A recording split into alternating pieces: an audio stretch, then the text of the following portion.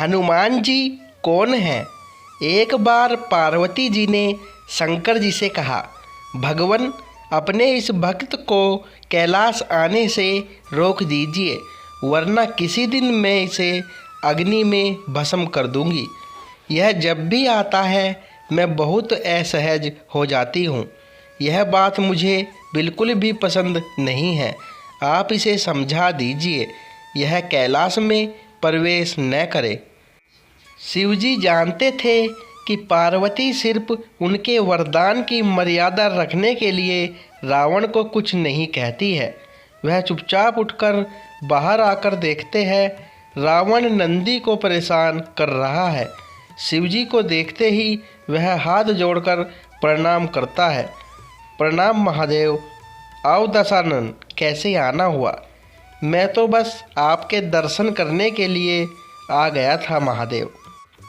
आखिर महादेव ने उसे समझाना शुरू किया। देखो रावण, तुम्हारा यहाँ आना पार्वती को बिल्कुल भी पसंद नहीं है, इसलिए तुम यहाँ मत आया करो। महादेव, यह आप कह रहे हैं? आप ही ने तो मुझे किसी भी समय आपके दर्शन के लिए कैलाश पर्वत पर आने का वरदान दिया है, और अब आप ही अपने वरदान को वापस ले रहे हैं। ऐसी बात नहीं है रावण, लेकिन तुम्हारे क्रियाकलापों से पार्वती परेशान रहती है, और किसी दिन उसने तुम्हें श्राप दे दिया तो मैं भी कुछ नहीं कर पाऊँगा। इसलिए बेहतर यही है कि तुम यहाँ पर न आओ। फिर आपका वरदान तो मिथ्या हो गया महादेव। मैं तुम्हें आज एक और वरदान देता हूँ।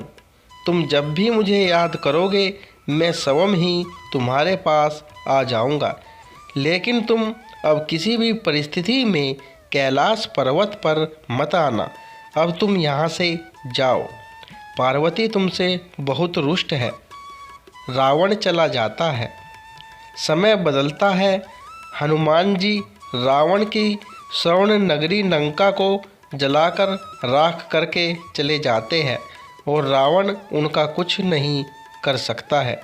वह सोचते सोचते परेशान हो जाता है कि आखिर उस हनुमान में इतनी शक्ति आई कहाँ से। परेशान होकर वह महल में ही स्थित शिव मंदिर में जाकर शिवजी की प्रार्थना आरंभ करता है। उसकी प्रार्थना से शिवजी प्रसन्न होकर प्रकट होते हैं। रावण अभिभूत होकर उनके चरणों में गिर पड़ता है। कहो दशानन, कैसे हो? शिवजी पूछते हैं।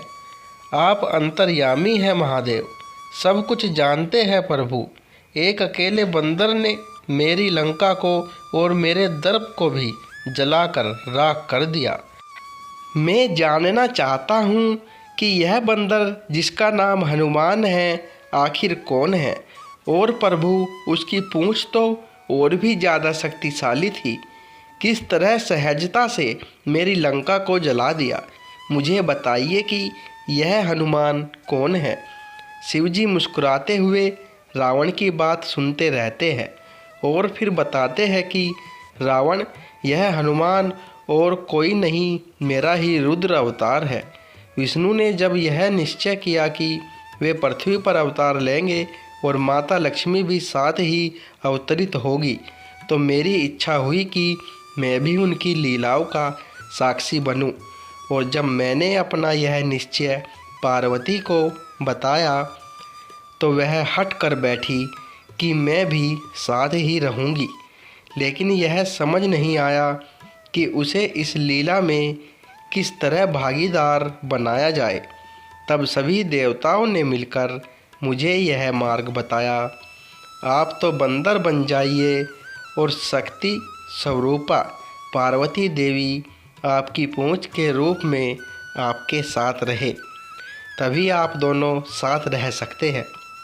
और उसी अनुरूप मैंने हनुमान के रूप में जन्म लेकर राम जी की सेवा का व्रत लिया, और शक्ति रूपा पार्वती ने पूंछ के रूप में और उसी सेवा के फल स्वरूप तुम्हारी लंका का दहन किया। अब सुनो रावण, तुम्हारे उद्धार का समय आ गया है। अतः श्री राम के हाथों तुम्हारा उद्धार होना मेरा परामर्श है। कि तुम युद्ध के लिए सबसे अंत में प्रस्तुत होना, जिससे कि तुम्हारा समस्त राक्षस परिवार भगवान श्री राम के हाथों से मोक्ष को प्राप्त करे और तुम सभी का उद्धार हो जाए। रावण को सारी परिस्थिति का ज्ञान होता है और उस अनुरूप वह युद्ध की तैयारी करता है और अपने पूरे परिवार को राम जी के समक्ष युद्ध के लिए पहले भेजता है और सबसे अंत में स्वयं मोक्ष को प्राप्त होता है। दोस्तों, कहानी पसंद आई हो तो चैनल को सब्सक्राइब करें। हर हर महादेव।